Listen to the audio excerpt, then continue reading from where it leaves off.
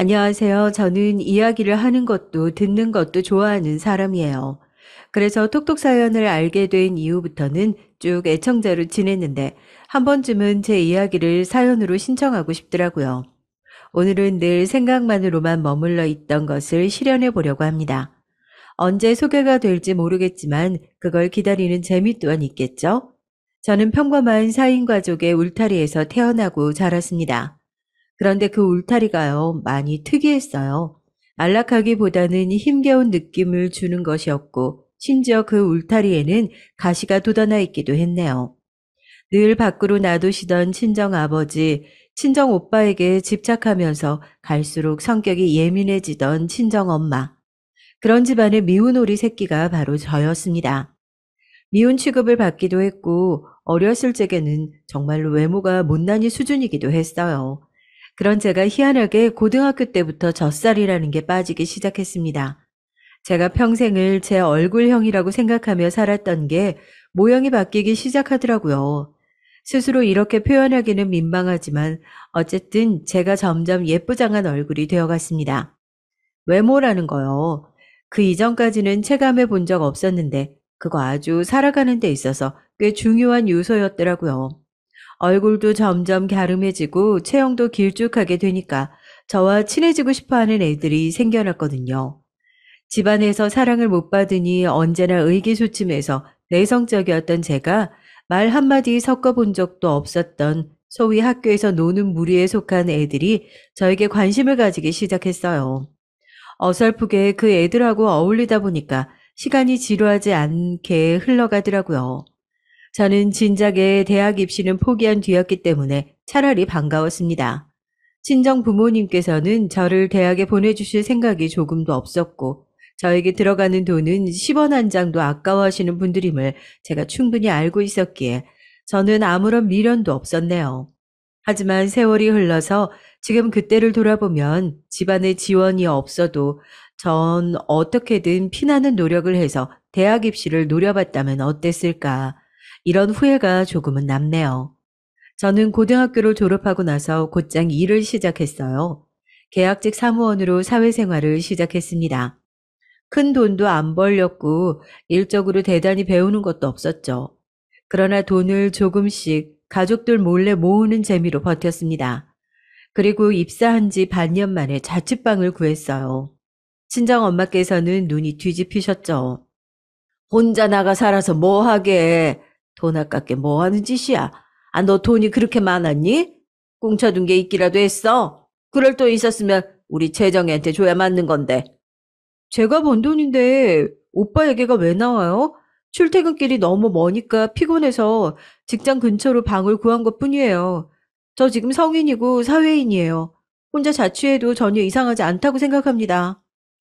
이상하지 않기는 남자 만나려고 하는 게 눈에 뻔히 보이는데 엄마로서 어떻게 이상하지 않다고 하면서 그냥 두겠어? 남자요? 엄마, 저를 대체 어떤 애로 생각하시는 거예요? 그런 거 절대 아니에요. 거짓말 하지 마라. 대가리도 엉덩이도 가벼운 기집애. 네 얼굴 좀 반반해졌다고 어깨에 힘주고 다니고 일부러 엉덩이 실룩거리면서 걸을 때부터 내가 다 알아봤어. 너 아주 살랑살랑 교태 부리고 싶어서 환장했더라. 그런 적 없는데 엄만 저한테 왜 이러세요? 자식을 그렇게 보시면 속이 편해요? 얼굴이 천박하게 변하더니 하는 짓도 어쩜 이럴까, 어? 자취방구에서 얼마나 멋대로 살지 상상만 해도 아주 머리가 아프다. 이렇게 부모 걱정시킬 것 같으면 그 값으로 매달 50만 원씩은 꼬박꼬박 집으로 붙여. 자취하면서 드는 생활비용에 50만 원은 빼야 네가 남자하고 놀아나면서 천박하게 지낼 돈이 부족해지니까 그 편이 좋지. 친정엄마의 말씀에 제 얼굴이 수치심으로 뜨거워지고 있었는데 돈 이야기를 들은 순간 찬물 세례를 맞은 듯 하였습니다. 결국은 저에게 바라신 것이 돈이 아니었을까 싶더라고요. 친정엄마께 굴복하기 싫어졌습니다. 그래서 뭐라고 비난을 하시든 신경을 쓰지 않고 무시를 했어요. 그랬더니 친정오빠가 저에게 불같이 화를 내더군요. 나 이제 곧 입대하는데 너는 가뜩이나 외로우신 엄마 생각은 안 하고 왜 네 멋대로 행동을 해? 넌 생각이라는 게 있긴 하냐? 오빠가 군대를 가니까 외로워지는 거지. 나하고는 전혀 상관없어. 어차피 엄마가 나 좋아하지도 않는데 무슨 관련이 있다는 거야? 내가 자취하면 오히려 엄마는 알턴이가 빠졌다고 좋아하셔야지. 네가 집안일도 하고 그래야지. 네가 그런 거 해야 하는데 자취하러 가면 엄마가 힘들어지실 거란 생각은 못하냐? 오빠는 한 번도 안 한 게 집안일이잖아. 여태까지 설거지 한 번을 안 했으면서 나는 왜 당연하게 해야 되는 건데? 그, 그거야. 난 공부하느라고 바쁘잖아. 늘 바빴어. 공부하느라 바쁘기 전에는 그때는 왜 안 했는데? 어렸으니까 안 했지. 그때는 어렸잖아. 난 오빠보다 어렸는데도 집안일이라면 가리지 않고 다 했어. 나이 핑계 대지 마. 야, 야, 자꾸 쓸데없는 소리 하지 마라. 어? 난 지금 대학교 다니고 미래 설계하느라 바쁘거든. 너랑 다른 몸이야. 내가 지금이니까 하는 소린데 집안일 한 번 안 하고 공부에 매진한 것 치고는 오빠 대학 수준이 대단하지 않은 것 같거든? 미래 설계라는 거 차질 없는 건 맞지? 뭐라고? 야, 너 원래 말하는 꼬라지가 이런 애였냐? 소름 끼친다. 실망이네. 얌전하고 착한 애가 언제부터 꿈이 있는 거에 관심이 많아가지고 외모 치장만 하더니 그때부터 이상해진 것 같아. 난 그런 거 없어. 오빠는 내가 화려하게 입술색이나 한번 바르는 걸 본 적 있어? 내가 액세서리 하나 즐겨하기를 했어? 오빠 만나는 여자들이야말로 치장하는 거나 좋아하잖아. 친정 오빠는 말문이 막혀버렸고 믿을 수 없다는 듯이 저를 바라보았습니다.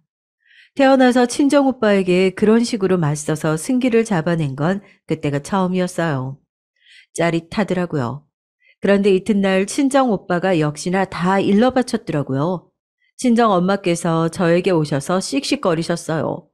친정 오빠는 절대 고립인 여자애들이나 만나고 다닐 사람이 아니고 모범생이고 천하의 효자이니까 제가 질투에 눈이 멀어서 이상한 모함을 하는 일은 두 번 다시 없어야 한다며 강조에 강조를 하셨습니다.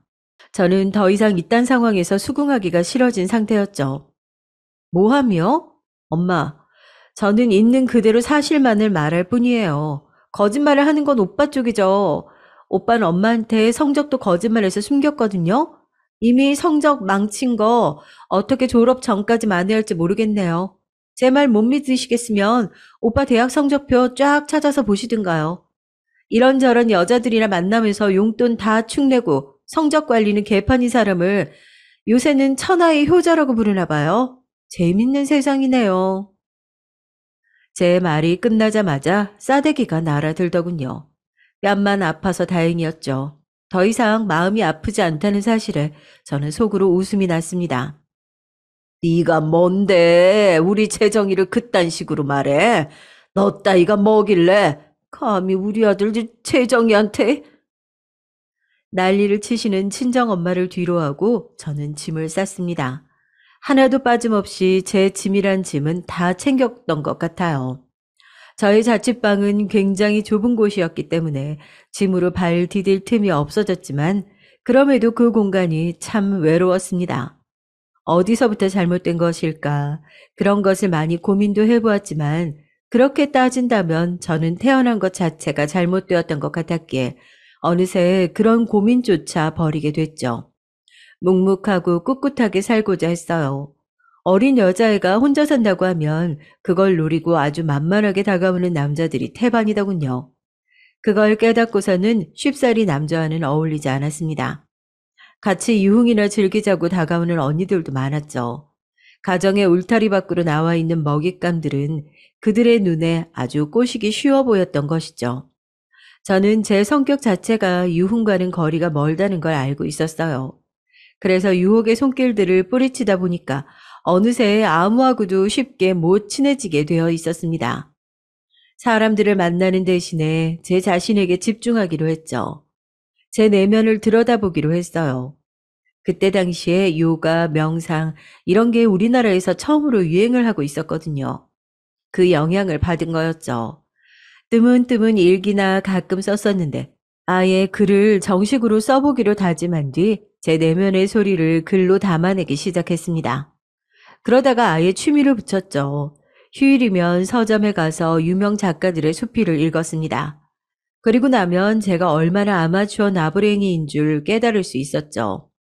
일상의 생각들을 멋스럽게 담아내는 게 보통이 아니란 걸 진지하게 체감한 뒤로는 소설적으로 장르를 틀어서 글을 쓰기 시작했습니다.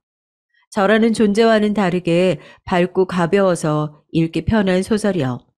주로 로맨스 이야기였는데 제가 상상으로만 그려본 각종 연애의 모습들을 소설로 풀어냈습니다.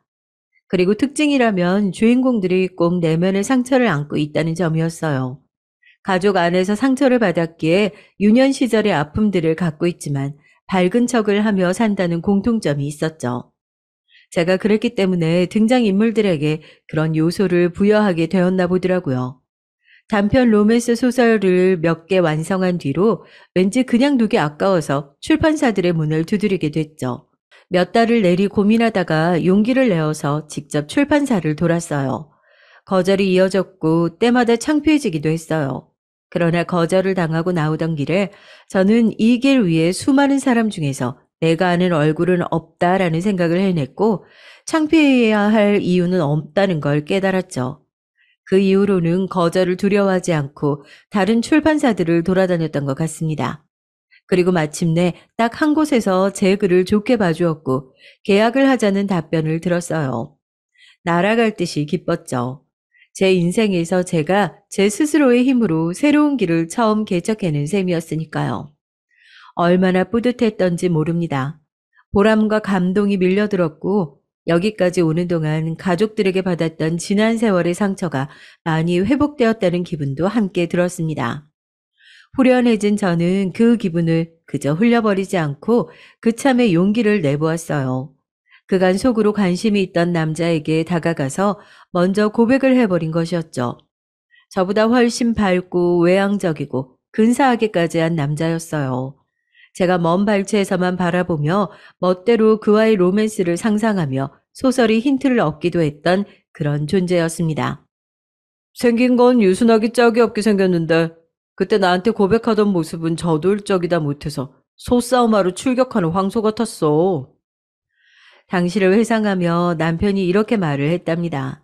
제가 멀리서 바라보기만 했던 그 남자는 시간이 지나서 제 남편이 됐죠. 제가 용기를 내어서 한 발짝 내디딘 것이 아주 많은 것을 바꿔 놓았던 거예요. 쟁취를 해냈습니다. 남편은 3남매 중에 막내였어요. 첫째가 남편의 누나, 제 시누이고요. 둘째가 남편의 형, 제 시숙입니다. 시댁이 꽤 사는 집안이에요. 지지부진하게 살면서 아들 타령이나 지겹도록 해대는 저희 친정 집안하고는 사는 양상이라는 게 완전히 달랐답니다. 길바닥 노점상에서부터 이를 악물고 올라오신 분들이 제 시부모님이신데요. 원래는 그런 대로 괜찮은 형편 속에서 결혼을 하셨지만 결혼 직후에 안 좋은 사기 사건에 연루되어 돈을 몽땅 잃고 빚더미에 오르셨다고 해요. 크게 좌절하신 시아버지께서는 그때 인생을 등지려고 하셨고요. 정신 차려요. 지금이 죽을 때인 줄 알아요? 그 어느 때보다 살 때예요. 이 악물고 핏똥 싸면서 어떻게든 살아보려고 애를 쓸 때라고요. 그런데 시어머니께서 독하게 구셨던 것이죠. 목에 힘주고 살아오셨던 시아버지께서는 자존심을 다 버리고 허리를 숙여가며 장사에 매진하기 시작하셨습니다. 작은 노점상이었죠. 바로 얼마 뒤에 뱃속에 시누이가 생겼고 두 분은 태어날 생명을 위해서라도 더욱 열심히 사셨죠. 시어머니께서는 만삭 때까지도 열심히 일을 하셨다고 하네요. 6년 만에 아담한 가게를 하나 정식으로 차리셨고 그때부터는 그 이전보다 훨씬 빠른 속도의 성장세가 이어졌다고 합니다. 시누이하고 시숙은 2살 터울인데 남편이 자기 형하고 8살 차이예요. 그러니까 자기 누나하고는 10살 차이인 막둥이죠. 남편이 태어났을 때 시누이와 시숙 둘 다 병원에 와서 갓 태어난 남편을 봤었다고 하더라고요. 시누이 시숙은 나이 터울도 적고 워낙 어렸을 때 바쁜 부모 아래서 열심히 자랐다 보니까 생활력이 기본적으로 강한 성격들이 됐고요. 서로 경쟁 구도였습니다. 치고받고 싸운 적도 있었다고 하니까요. 둘 다 외모가 시아버지를 닮았는데 남편만 시어머니와 닮은 인상인 것도 신기하고 재밌는 점이죠. 신우이는 본인의 바로 아래 남동생은 얄미운 경쟁자로 여겼지만 늦게 태어난 막내 남동생은 무척 귀여워하면서 어여쁘게 여겼대요. 옛날에는 그래서 둘이 막내한테 누가 더 인정을 받는지 내기까지 하고 그랬단다. 서로 막내가 더 따르고 좋아하는 건 자기라고 하면서 얼마나 우겨댔었던지. 시어머니께서 옛날을 회상하시며 그렇게 말씀하신 걸로 봐서는 시숙도 남편을 굉장히 아꼈던 것 같아요. 같은 남자 형제이다 보니까 다 크고 나서는 괜히 대면대면해진 구석이 있는 것뿐이었죠. 이렇듯 남편은 저하고는 완전히 딴판으로 태어났을 때부터 온 가족의 사랑을 받고 자란 인물이었습니다. 그런데다가 초등학교에 들어가고 얼마 안 되었을 때부터 아프기 시작해서 3년 가까이 병원을 들락날락하며 투병 시절을 보내기도 했었다네요. 혹시 장사일로 바쁜 탓에 신경을 덜 써서 자식이 그렇게 된 것은 아닐까 하면서 시부모님께서는 남편에게 열과 성을 다하며 간호를 하셨고요. 이때의 영향으로 시숙께서는 의대 입학을 목표로 삼게 되었다고 해요. 시숙은 의사랍니다. 시숙이 의사가 된 배경에 남편의 지분이 있었다니 저는 이걸 듣고 무척 신기했어요. 신우이는 악기 전공을 한 사람이에요. 시부모의 장사가 승승장구하면서 집안이 잘 살게 된 이후 신우이는 전부터 관심이 있던 음악을 해보고 싶어졌고요. 그래서 갖가지 악기를 배우다가 적성에 맞는 걸 알아서 그걸로 좋은 대학도 들어갔습니다. 집안이 잘 살고 악기를 전공한 젊은 여자는 결혼 시장에서 무척이나 인기가 많았다고 하더군요. 당시에 나로 말할 것 같으면 나에게 쏟아지는 구원자들 중에서 골라 잡아야 충분히 가능했다고 볼 수 있지. 무슨 설명이 더 필요하겠어? 신우이가 본인의 처녀 시절을 떠올리며 그렇게 의수댔는데 허풍이나 과장은 없었습니다. 그랬던 신우이가 결혼한 남자는 어느 정도였을까요? 저에게 시매부 되시는 분의 집안은 대대로 사업가 집안이었어요. 워낙 콧대가 높았다고 하더군요. 그 집안에서는 시누이를 눈에 안 차하셨고요. 하지만 시매부가 완전히 시누이에게 빠져버렸던 거죠. 집안에서 얌전하고 요조숙녀 같은 여자를 원한다는 걸 알고 있으면서도 시매부는 당차고 거침없는 시누이를 너무 좋아해서 돌이킬 수가 없었다고 합니다. 자식 이기는 부모 없다고 그래서 둘이 결혼을 했다네요. 콧대 높게 구는 집안에 시집을 갔어도 시누이는 기가 죽는 법이 없었다죠. 기본적으로 성질이 드센 편이에요. 이런 시누이가 무조건적으로 화를 다 죽이고 너그러이 구는 상대는 제 남편 정도밖에 없었고요. 그리고 시누이는 대단하게 시누이짓까지 행했답니다. 저한테는 아니었고요. 그 대상은 따로 있었습니다. 의사인 제 시숙도 결혼을 하셨는데요. 그 이전에 시부모님께서 시숙에게 신신당부를 하셨다고 해요. 이왕이면 머리가 똑똑하고 성품은 차분한 며느리를 봤으면 좋겠구나. 나도 네 아버지랑 같은 생각이야. 가방끈이 긴 여자 하나만 데려온다면 그게 가장 좋겠더라. 의사가 된 네 머리하고 똑똑한 여자 머리하고 만나서 애를 낳는다면 그게 천재 아니겠니? 혹시 가방끈이 썩 길지 못하더라도 적어도 그 집안에 엘리트가 여럿 있었으면 한다. 나는 꼭 그런 며느리였으면 해. 시숙은 결혼을 귀찮아 하셨던 분이라네요. 공부하고 배우고 이런 학문적인 것에만 깊게 몰두하시는 분이라서 누구를 만나 연애를 하고 결혼을 약속하고 이런 걸 거추장스럽게 여기셨습니다. 그래서 결혼을 전제로 아예 작정하고 선을 보셨어요. 저에게 동서되시는 분을 시숙은 그렇게 만나셨죠. 형님이라고 칭하고 이야기해 볼게요. 형님은 시숙보다 딱 한 살 어리신 분이었고 지적인 분위기가 얼굴에서 풍겨오는 이미지였죠. 시부모님께서도 이런 점을 높게 사셨다고 하더군요. 그런데 그런 지적인 형님이 결혼하고 딱 3개월 만에 사고를 치셨다는 겁니다. 시댁에 다들 모여서 저녁 식사를 가진 때였고 마침 시아버지께서 고급 술을 몇 병 선물을 받으셨던 때인지라 그걸 식구들과 나누어 맛을 보겠다고 하면서 술잔을 돌리셨어요. 다들 기분 좋게 술을 마시고 있는데 누군가 한 명이 꽐라가 되어 있었죠. 내가요, 원래 더 잘생긴 남자하고 결혼할 수 있었거든요. 어느 정도였냐면, 그래, 딱 저 정도 얼굴하고 결혼을 할 수가 있었어요. 내가 만난 남자가 저런 수준 됐다니까요? 형님은 벌겋게 달아오른 얼굴로 그런 소리를 늘어놓더니 삿대질을 하면서 어딘가를 가리켰다고 합니다. 그 끝에는 제 남편이 있었고요.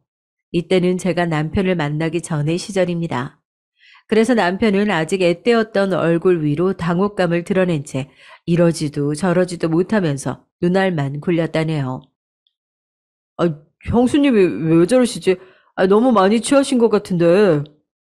남편이 조심스레 신우이 쪽으로 그렇게 속삭였고 분위기 파악을 못한 형님은 광란의 술주정을 멈추지 못하셨답니다. 근데 내가 왜 그 남자하고 결혼까지 못 갔는 줄 알아요? 그쪽에서 그 집안에서 우리 부모님을 낮잡아 보더라고. 우리 집안이 자기들 눈에는 가난하고 볼품이 없어 보인다네? 진짜 웃겨. 아니, 내가 너무 기분이 나빠서 헤어질 수밖에 없었어요. 헤어지고 나서 딱 6개월 만에 그 남자는 다른 여자하고 결혼을 했죠. 나보다 친정백이 아주 든든한 여자고요. 나쁜 놈. 결국 배경이 중요했던 거였어. 나랑 5년을 만나놓고 의리도 없이 어떻게 그래? 형님은 테이블에 손을 두드리며 분한 듯이 눈물을 글썽이셨고 계속해서 제 남편 쪽을 겨냥하며 저 정도 얼굴하고 결혼할 수 있었다고 중얼거리셨습니다.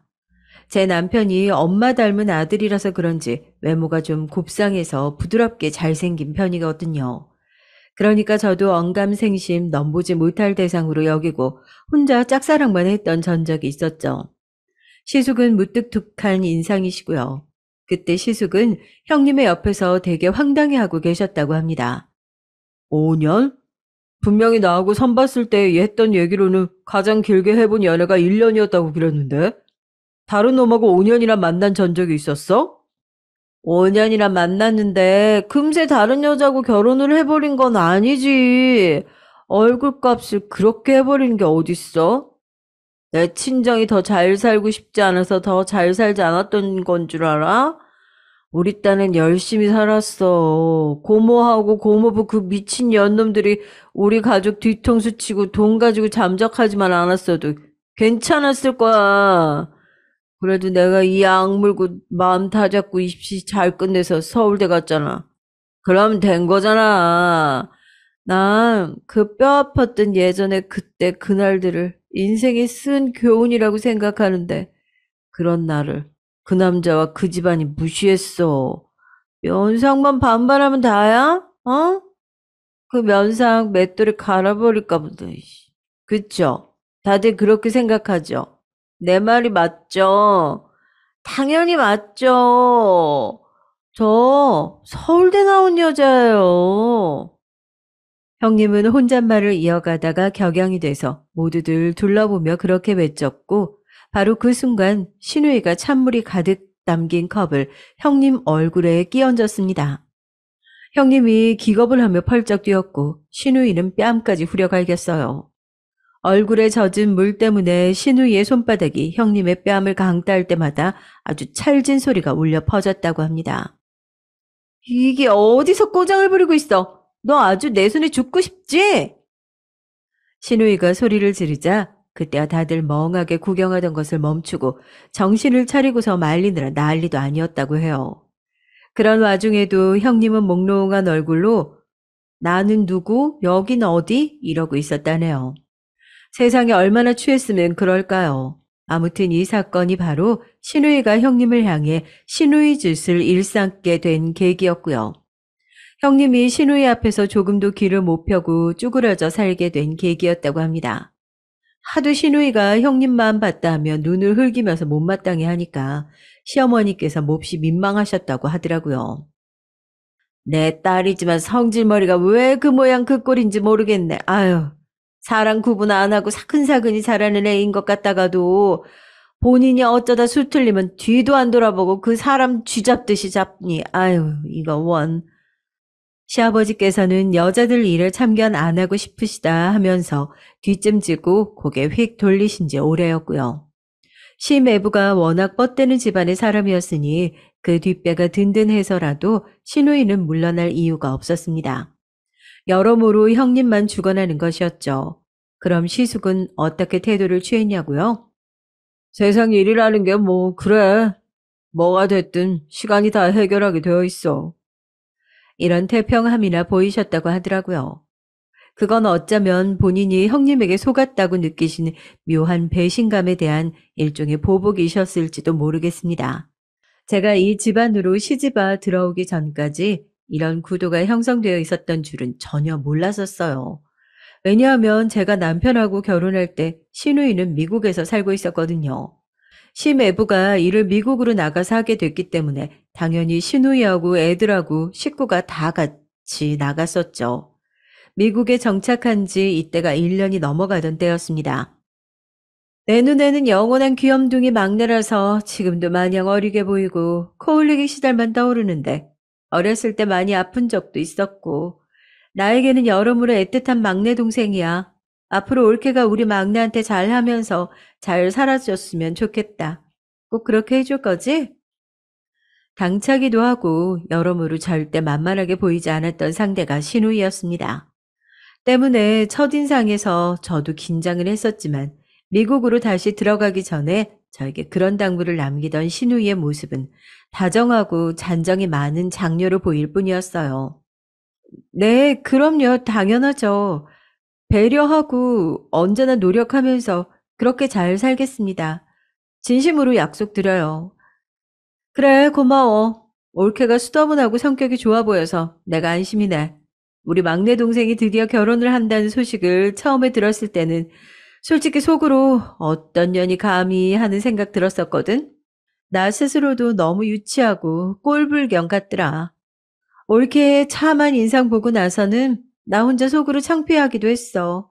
둘이 행복하게 무탈하게 잘 살기만을 기도하면서 앞으로 그렇게 지내자. 시누이는 거침없는 만큼 자기 자신에게도 솔직한 사람 같았어요. 그렇게 왠지 멋져 보이기도 했고 한편으로는 부럽다는 생각도 들어서 저는 시누이에게 깊은 인상을 받았죠. 글은 제 손끝에서 탄생하는 것이고 손끝은 머리의 명령으로 움직이는 것이기 때문에 아무래도 제가 무슨 생각을 하고 있느냐에 따라서 작품이 좌지우지 될 수밖에 없었는데요.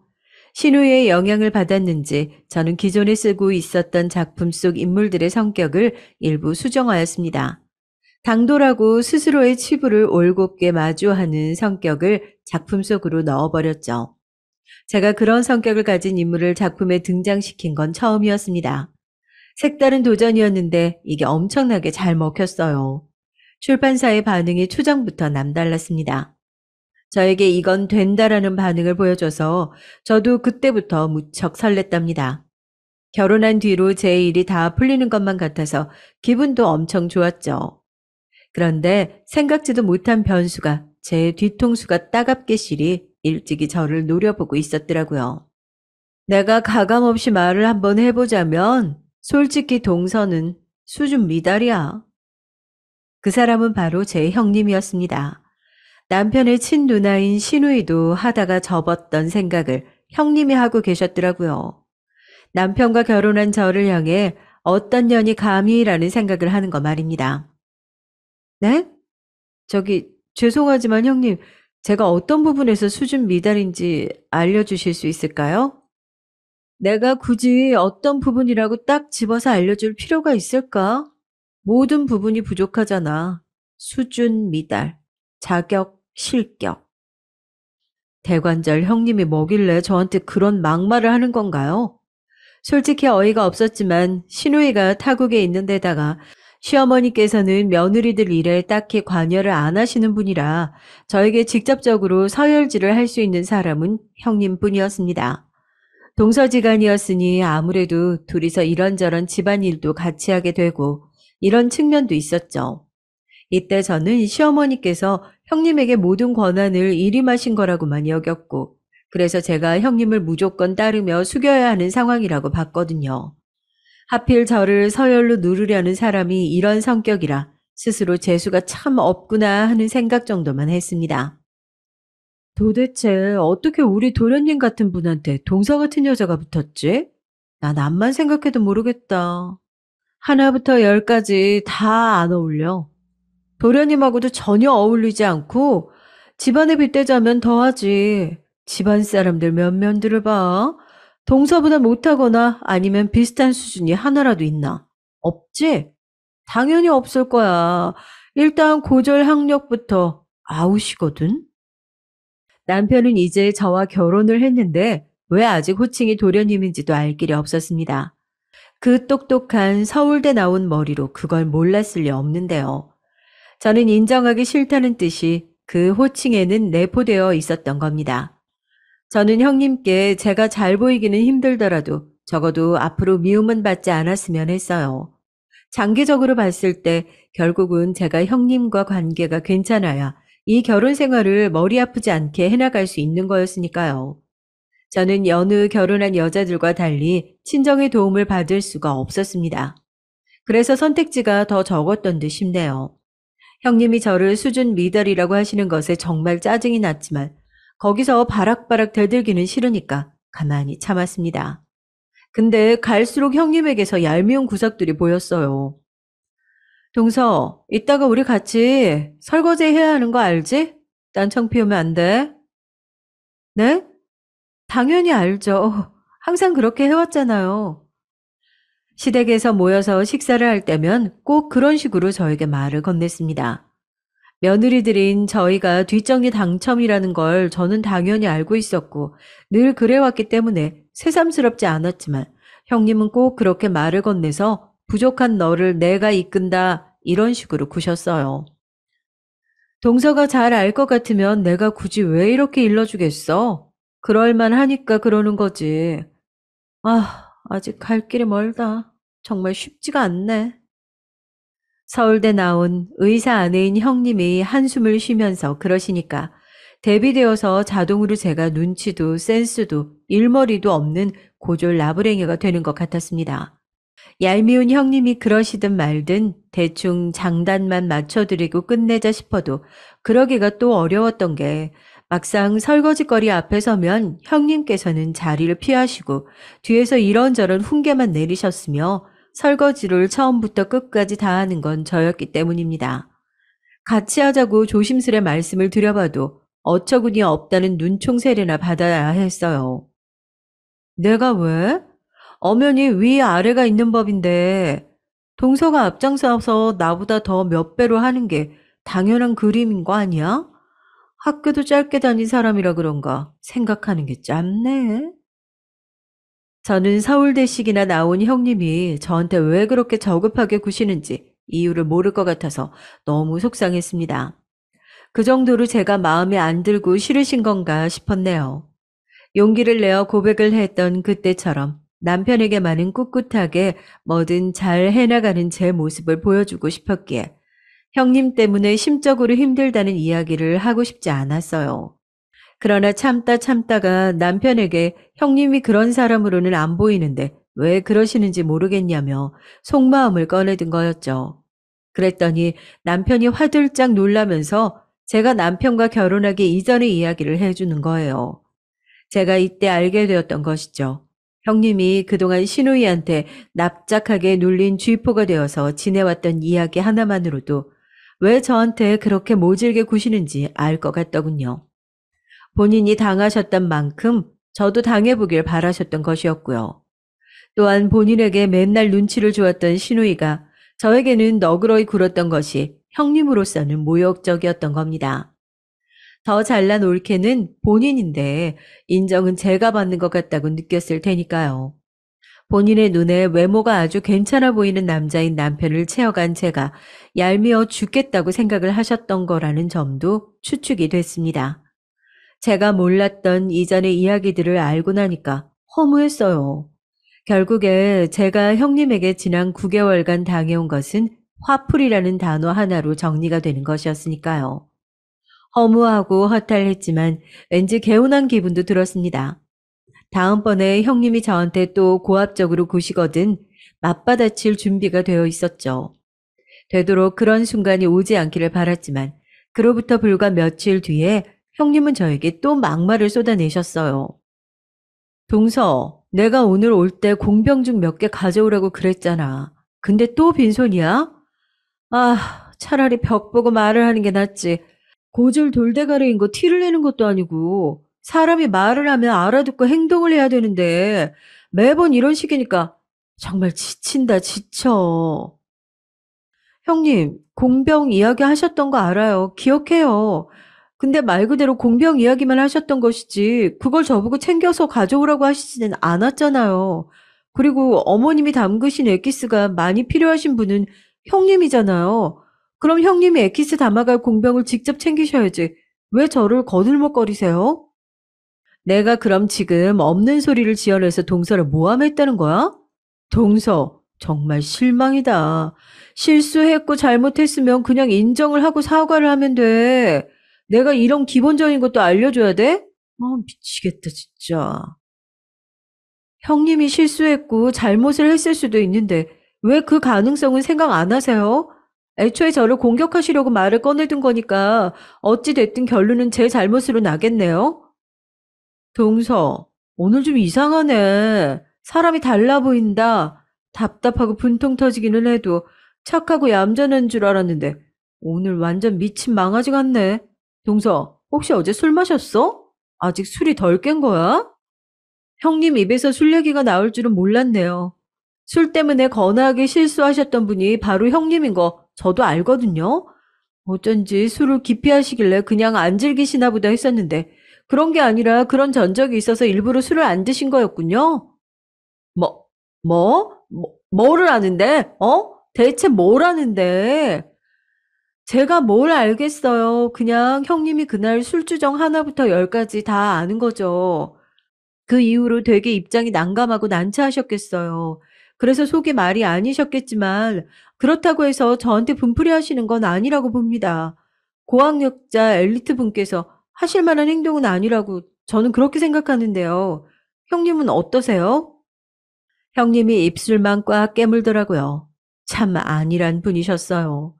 제가 남편에게 지난 이야기들을 다 들을 수 있을 거라고 그런 생각은 왜 못하셨던 걸까요? 갑자기 허를 찔리자 형님은 할 말을 잃어버리셨고 그날은 저와 더 이상 아무 대화도 안 하셨습니다. 그런데 이튿날 연락을 해오셨죠. 본인이 지난날의 분풀이로 저에게 감정적으로 대했다는 것이 맞다고 인정을 하시더군요. 제가 놀랐고 그 빠른 인정과 사과에 고마운 마음도 들었습니다. 살짝 감동을 받았던 것도 같아요. 얼떨결에 저도 형님에게 그가 미흡한 사람이었던 것 같다고 그런 말을 하면서 앞으로 저도 더 잘하겠다고 그런 소리를 했습니다. 좋게 마무리된 것 같아서 다행이라는 생각이 들었죠. 근데 그런 건 제 착각이었어요. 그 뒤로 며칠이 지났을 때였는데 브런치 카페를 같이 가지 않겠냐고 형님이 그러시는 거예요. 아침 겸 점심으로 폼나게 비싼 서양식 간단한 한상을 먹는 게 브런치인데 요새는 너무 흔하다 못해서 시들해지기는 했지만 당시에는 그게 이제 막 우리나라에 서울에 대중적으로 번져가고 있을 때였거든요. 그래서 저는 브런치를 먹으러 가본 적이 없었습니다. 요새 강남에서 한참 인기를 얻고 있는 브런치 카페 있잖아. 동서 거기 안 가봤지? 이번에 같이 가보자. 카페에서 브런치를요? 엄청 근사하네요. 네, 안 가봤어요. 형님이 데리고 가주신다면 저야 좋죠. 그래, 동서 안 가봤을 줄 알았어. 브런치가 무슨 뜻인지는 알고 있는 것 같아서 그나마 다행이네. 왠지 형님의 말 속에 가시가 느껴졌지만 지난 날들에 비하면 이건 장족의 발전이겠거니 하면서 넘겼습니다. 화해의 손길이 어쨌거나 저에겐 반가웠거든요. 당일에 기대를 무척 하면서 장소에 나가봤죠. 그랬더니 제가 단박에 당황하고 말았습니다. 완전히 방심하고 있다가 한 방 먹은 거였어요. 왜냐하면 그 자리는 형님과 저 둘이 만나는 자리가 아니었던 거예요. 애초에 그건 형님이 지인들과 만나는 자리였고 거기에 추가로 저를 부른 거였습니다. 동서, 이제 와? 기다리다가 목 빠지는 줄 알았네. 아, 저는 그냥 시간 맞춰서 온 건데 일찍 와 계셨네요. 그런데 여기 이분들은 아, 내 대학 친구들이야. 서울대 동기 모임. 아우, 우리 동서가 몰랐구나. 그래도 괜찮지? 불편한 자리 아니니까 그냥 편하게 앉아 있어. N7 명이 둘러앉아 있었고 저는 형님 옆에 자리를 하며 본심은 당장이라도 뛰쳐나가고 싶은 마음이었어요. 이런 자리를 기대하고 예상한 게 전혀 아니었으니까요. 얘들아, 이쪽은 아까 얘기한 내 동서야. 안타깝게도 동서가 학교로 고등학교까지밖에 나오지 않았어. 고졸이긴 한데 우리 지식인들 사이에 낀 건 무리 없잖아, 그치? 다들 양해 좀 부탁할게. 형님이 멋대로 제 소개를 했습니다. 농담조로 밝게요. 차라리 진지하게 싸가지 없게 말을 했으면 누구 하나라도 제 외절을 했을 법한데 농담식으로 말을 하니까 모두가 화기애애하게 웃었습니다. 저는 굳이 고졸이라는 걸 밝힌 형님의 저의가 느껴져서 기분이 가라앉았었죠. 일부러 사람을 그런 식으로 연맥이는 형님의 수법, 그간 많이 봐왔으니까요.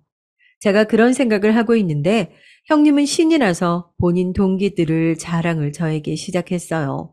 서울대를 나와서 다들 한 가닥씩은 하고 있더라고요. 바로 그때 자리를 비우고 있었던 한 분이 돌아왔어요. 통화 용건이 있었던 모양이더라고요. 그 동기가 돌아오자 형님의 안색이 더욱 밝아졌습니다. 어깨에 힘이 들어간 것도 보였고요.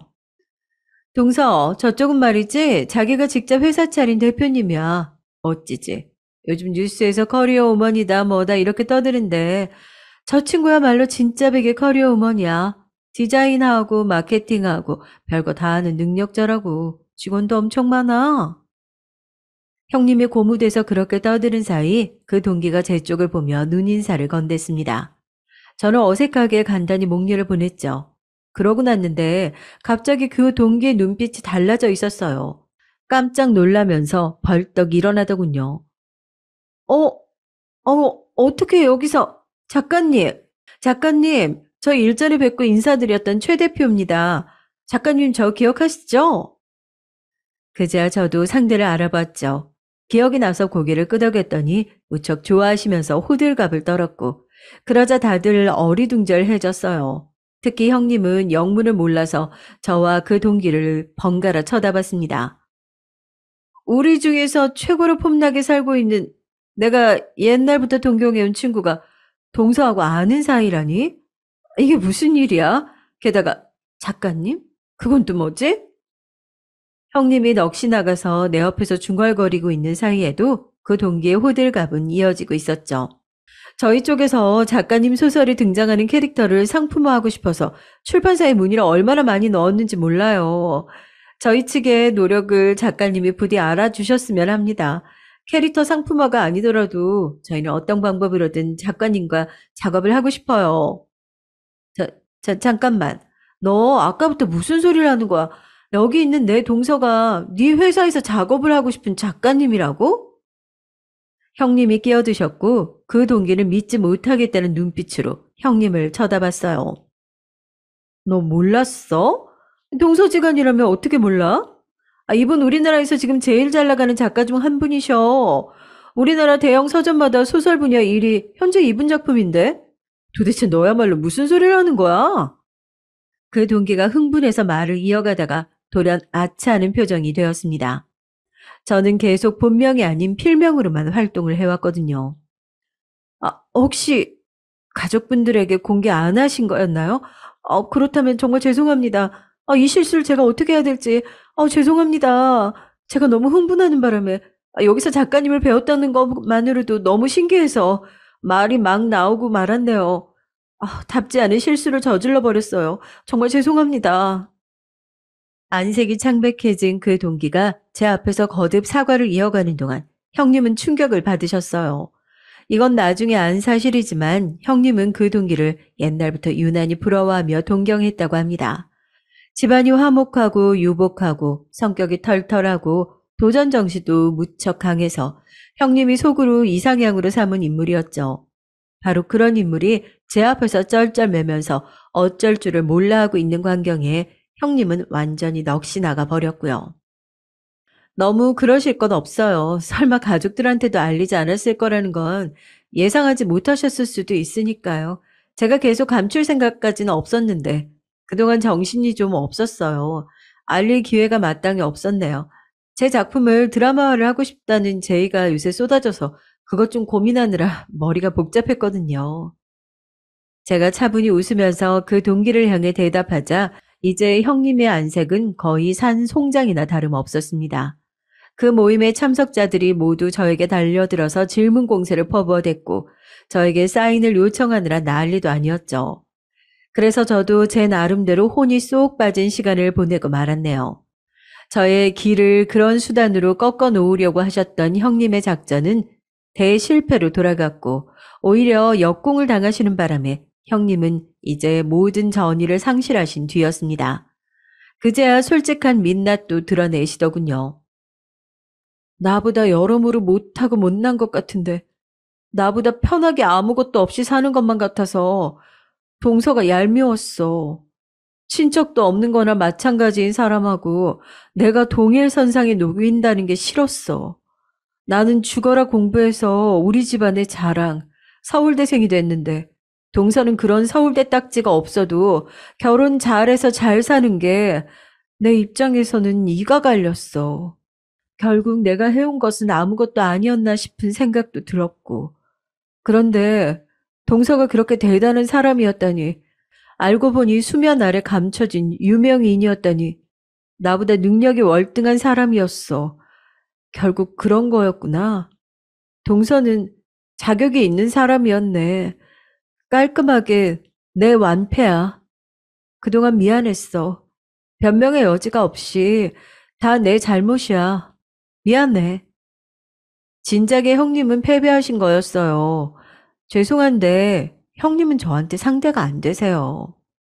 제가 무덤덤하게 말을 하자 형님은 수치심인지 모멸감인지 모를 감정으로 귀가 빨개졌습니다. 제가 형님보다 어려서도 아니고요. 알고 보니 대박 작가였기 때문도 아니에요. 그냥 형님이 싸울 상대를 잘못 골랐기 때문입니다. 누구를 고르셨든 형님은 패배할 거였어요. 왠 줄 아세요? 제가 보기에는 형님은 정말 잘났어요. 형님보다 잘난 여자, 잘난 인생 사는 여자가 몇이나 되겠나 싶어요. 객관적인 지표가 말을 해주죠. 형님은 부정할 여지 없이 잘났다고요. 그런데 그걸 깎아먹는 게 형님 본인이세요. 자기 자신이요. 그러니까 형님의 적은 형님이라고요. 제가 아니라. 저의 일침에 형님은 놀란 표정으로 천천히 고개를 떨구었습니다. 그렇게 저희 동서지간의 요상한 잡음이 막을 내리는 순간이었죠. 그 이후로 형님이 저를 건드리는 일은 없었답니다. 제가 유명 작품들을 써낸 작가라는 걸 다른 시댁 식구들이 안 건 그때부터 시간이 더 흐른 뒤였어요. 형님이 알아서 함구를 하시더군요. 2년 뒤에는 신우이네가 아예 한국으로 들어왔는데 저를 보더니 대번 이런 소리를 하더라고요. 호랑이 없다고 토끼가 왕노릇하고 있었을까봐 걱정했는데 그건 또 아니었나 봐. 다행이기도 하고 신기하기도 하고 좀 그렇다. 그래서 제가 귓속말로 신우이에게 대답을 해주었습니다. 작은 생쥐가 토끼 목을 한 번 문 적이 있어서 그런가 봐요. 신우이가 크게 웃기 시작하자 다들 무슨 일이냐며 궁금해했는데 저는 시침 뚝 떼고 있었답니다. 남편하고는 딱히 싸우는 일도 없이 잘 지냈고요. 시숙하고 형님은 부부 사이가 갈수록 소원해져서 한 차례 별거에 들어간 적이 있었어요. 그러나 애들도 있고 하니까 결국 마음을 다잡고 잘 지내보기로 한 뒤 다시 합쳐졌죠. 시간이 해결해준다는 시숙의 말이 틀린 건 아니더라고요. 세월이 흐르면서 형님하고 더 이상 관계가 어색하지 않게 되었고요. 신우이하고 형님도 서로 몇 번 진지한 대화를 나누더니 잘 지내게 됐죠. 모든 게 잘 마무리가 된 것 같은데 문제는 제 친정입니다. 제 친정 오빠는 이상한 여자들한테 잘못 걸려서 젊은 시절을 말아먹었고 꽃뱀한테 물리기를 수차례, 심지어는 사기 결혼을 당한 적도 있었죠. 친정 엄마께서는 속상해 하시다가 결국 쓰러지셨어요. 그러고 나서야 눈물을 흘리시며 저를 그리워하셨죠. 제가 결혼하던 때에도 제가 잘 살까봐 그걸 걱정하시며 축하도 안 해주셨던 분이었는데 그럼에도 세상에 저를 낳아주신 하나뿐인 모친이시잖아요. 제가 최소한의 도리를 해드려야 하는 게 맞을까요? 저는 존재를 객관적으로 들여다보면서 판단을 해보려고 해도 정말 쉽지가 않네요. 제 마음이 어떤 건지도 사실 정확히 모르겠어요. 제 가정을 꾸린 지도 오래, 저도 이제 두 아이의 엄마로 살아간 지 꽤 됐건만, 제 친정 엄마를 앞으로 어떻게 대해야 할지 그 답을 모르겠습니다. 저와 잘 지내보고 싶다며 눈물을 보이시는 친정엄마를 안아드려야 할까요? 아니면 다사다난했지만 이제 드디어 진심으로 뭉친 시댁 식구들하고나 잘 지내는 게 맞을까요? 여러분이 제 입장이라면 어떻게 결단을 내리실지 궁금해집니다. 사연 봐주시는 분들 안녕하세요. 저는 30대 후반을 맞이하는 한 남자입니다. 집안일 마음껏 터놓을 곳도 마땅치 않은 데다가 제가 글 쓰는데 미력 하나마 취미가 있어서 사연을 신청하게 됐습니다. 제가 취미가 있다 뿐이지 글을 잘 쓰는 것은 아니니까 기대에 덜고 들어주시면 감사하겠어요. 주변에 친구놈들은 꽤 있는데 가정사를 미주알 고주알 다 떠들기에는 제가 좀 쪽팔리네요. 익명이니까 하고 싶은 얘기들 다 써볼게요.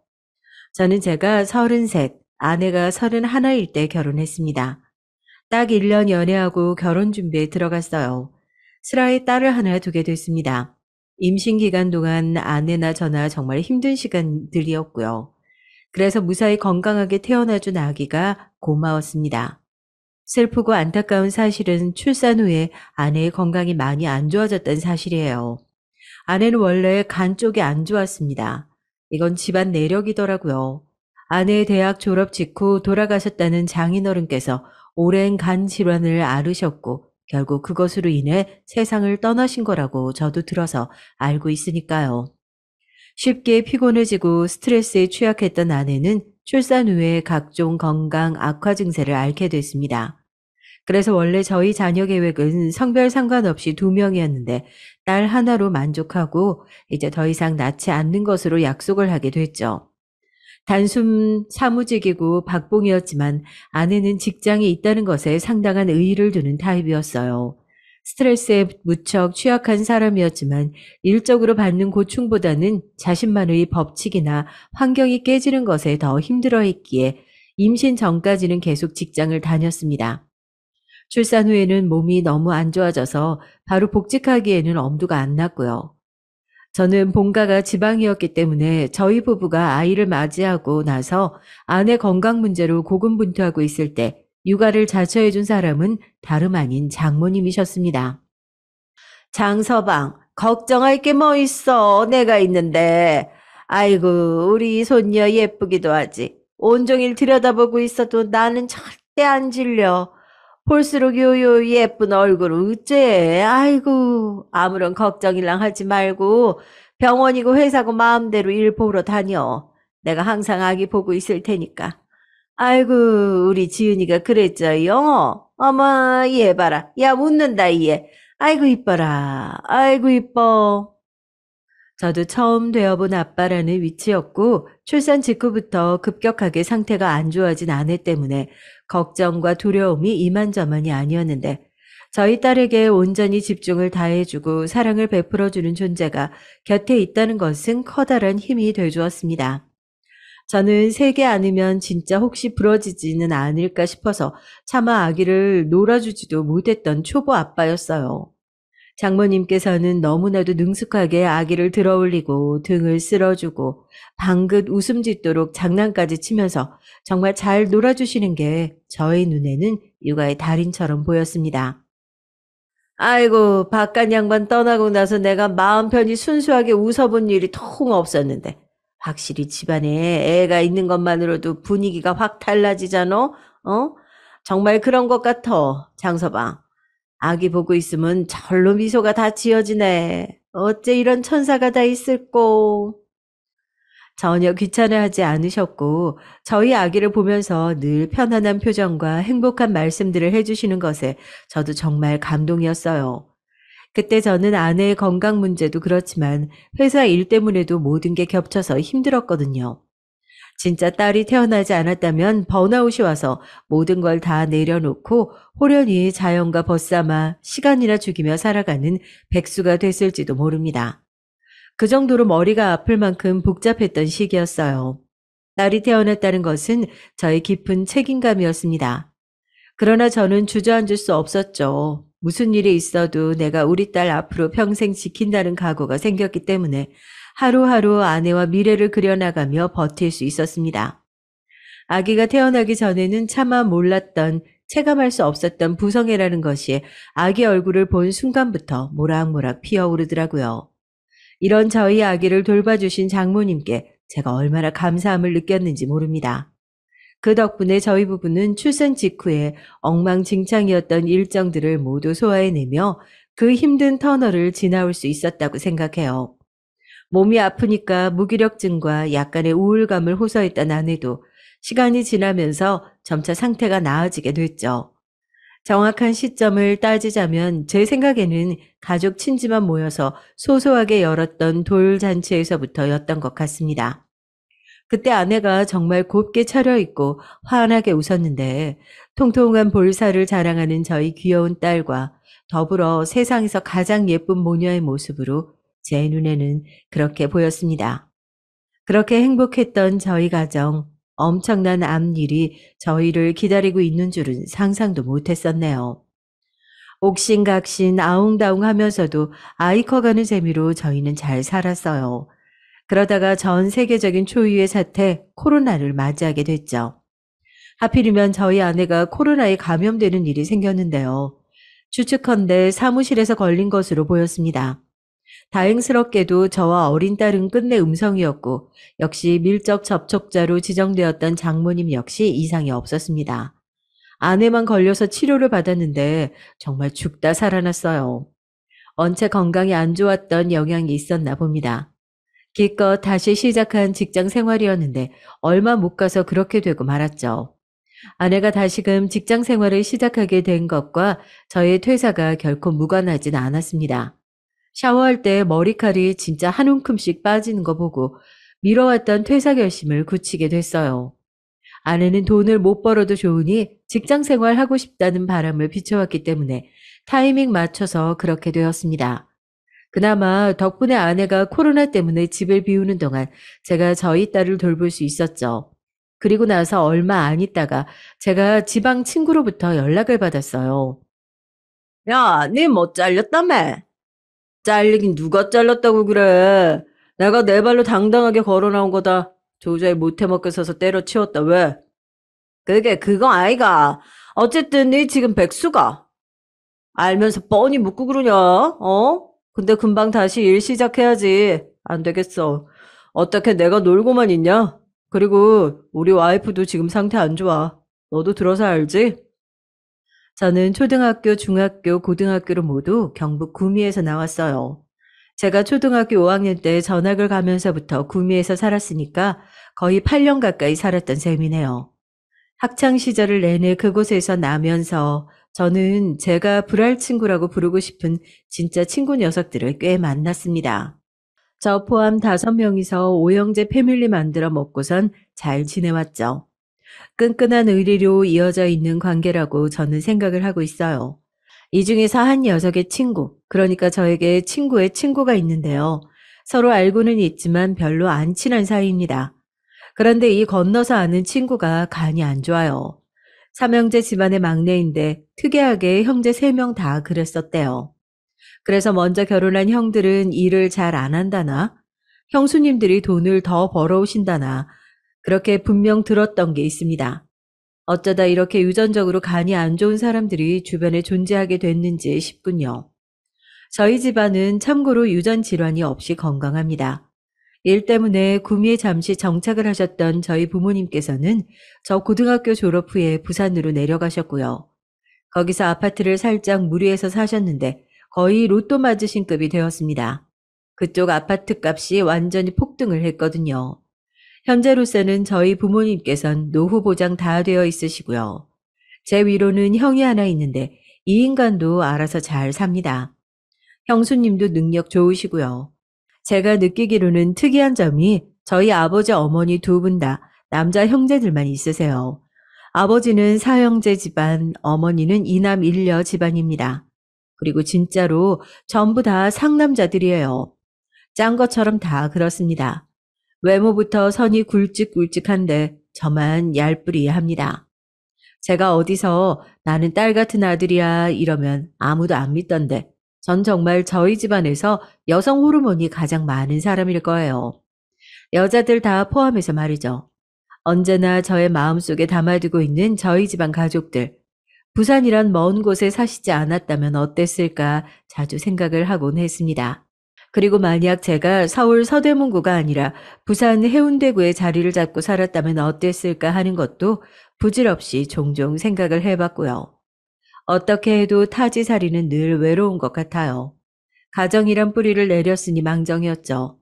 저는 저에게 제2의 고향인 구미 역시 항상 그리워했고 제가 사랑에 맞지 않는 친구들이 있는 곳이기에 언제나 가고 싶은 곳이었습니다. 놀 것 더럽게 없는 동네인데도 저희는 항상 재밌게 놀았었죠. 네, 혹시 내려올 생각 없나?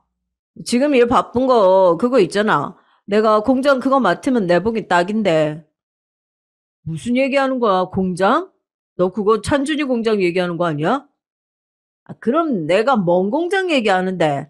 야, 금마 있잖아. 네 전에 이거 못 들었나? 금마가 뭐 아싸리 공장 차린다 만다 하더니만 결국에 사고 쳤다.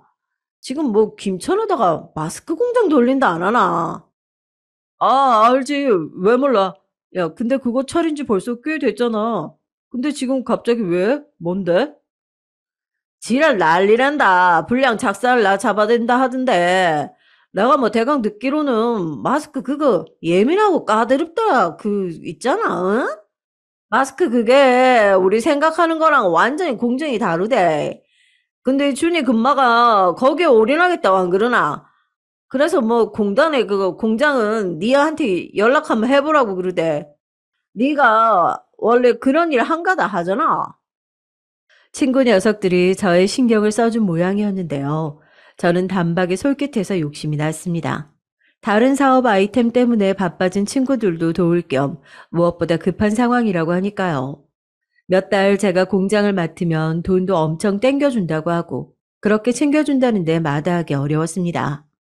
아내한테 바로 상의를 가장한 저의 바람을 꺼내 보였죠. 난 진짜 그 일 내가 맡고 싶은데 나 원래 관리자가 천직이잖아. 관리 업무를 총괄하는 거라서 한번 해보고 싶다는 생각 바로 들더라고. 내가 가서 돈 진짜 많이 벌어올 테니까 몸 추스르고 지윤이 보면서 혼자 지낼 수 있지? 참나, 무슨 외국 나가? 알았어. 당연히 되지. 아내는 저의 지방행에 순순히 동의를 해주었고 덕분에 저의 마음이 한결 편해졌던 것 같아요. 한창 예쁜 나이에 우리 딸을 두고 간다는 게 너무 아쉽긴 했지만 제가 그 일을 맡아서 해봄으로써 저희 다음 미래가 새로 결정될 수도 있는 거라고 판단이 들었습니다. 그 주말에 장모님께서 저희 집 방문하셔서 같이 저녁 한 끼를 먹었어요. 다른 음식들도 있었지만 족발을 시켜서 같이 먹었는데 딸이 족발을 손으로 집어서 먹는 것을 본 장모님께서 바로 시겁하시더라고요. 얘기 요거 얼마나 짠 부분인데 그걸 덥석덥석 집어 먹으려고 들어? 할머니한테 줘봐. 옳지. 짠 거는 할머니가 먹을 테니까 우리 예쁜 지윤이는 요거 살코기 먹자. 아이고 착하다. 족발에서 간이 센 부분은 아이가 먹지 않는 게 좋겠다면서 장모님께서 족발을 집어 살을 발라다가 저희 딸에게 따로 놔주셨습니다. 이런 부분에서 참 장모님께서 세심하시다고 저는 느꼈어요. 바로 이런 모습들이 제 안에서 쌓이고 쌓여 신뢰를 만들었던 겁니다. 저 장모님, 전화로 미리 말씀드렸던 것처럼 제가 친구 공장을 대신 당분간 좀 맡아서 운영하기로 했거든요. 구미에서 지낼 집도 단기로 구할 거고요. 엄마, 거기는 주변에 단기 매물들이 꽤 많더라고. 구하는 건 일도 아니겠어. 난 오빠 내려갈 때 같이 가서 정리하는 것 좀 도와주고 그럴 거거든. 엄마가 그때 와서 우리 지훈이 좀 봐주라. 부탁할게. 아유, 이왕 내려가는 김에 너도 장서방 지내는 곳에서 한참 쉬다 오지 그러냐. 너 요즘 얼굴 꼴이 말이 아니야, 어? 너 얼굴 보면서 뭐 느끼는 거 없니? 안 그래, 장서방? 우리 지훈이 예쁘기는 하다만 미운 4살이기는 한지 천방지축에 날이 갈수록 드세지잖아. 괜히 다시 직장 다닌다고 설쳤다가 코로나 걸려서 죽사발 났지. 어? 아이고, 안색 파리 해가지고 애가 놀아달라고 보채고 심심하다고 우는데 그 앞에서 꼼짝을 못하지. 아이고, 잔말 말고 장서방 지낼 집 어떤가 네가 가서 잘 살펴주고 너도 웬만하면 콧바람 좀 제대로 쐬고 올라와라. 장모님께서 약간은 신랄하게 말씀하시는 것에 저희 부부는 서로 눈빛 교환을 하면서 민망하게 있었네요. 그렇게 내려가기로 한 날짜가 됐습니다. 저희 딸이 장모님 옆에 찰싹 달라붙어서 귀엽게 손 흔들며 빠빠이 해주는 것을 뒤로 한 채 트렁크랑 뒷좌석에 짐 꽉 채워서 아내랑 구미로 내려갔습니다. 저는 워낙 단벌 신사로서 잘 지내는 타입이라 짐도 얼마 없었고요. 그래서인지 예상보다 정리는 금방 끝났습니다. 공장이랑 출퇴근 동선 좋은 위치에 있는 투룸이었어요. 그리고 아내는 이곳 생활을 마음에 들어하는 눈치였습니다.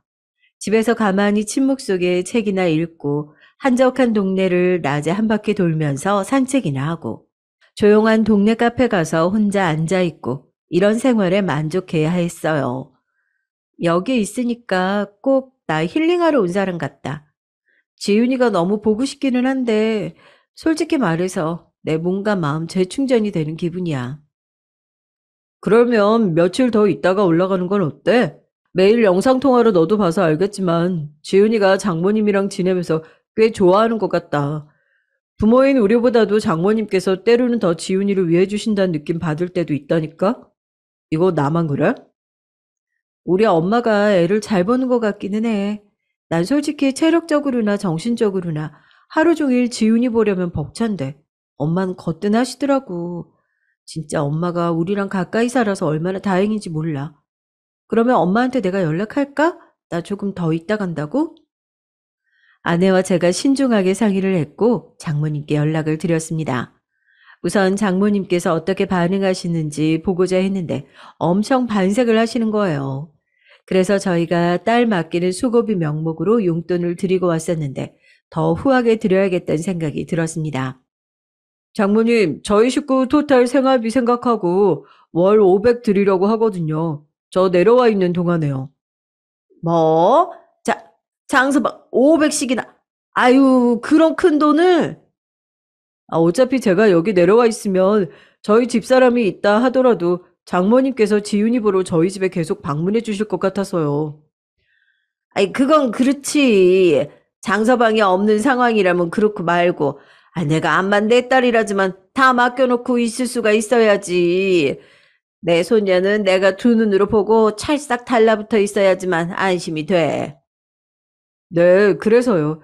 장모님께서는 정말 늘 감사드리는 마음이에요.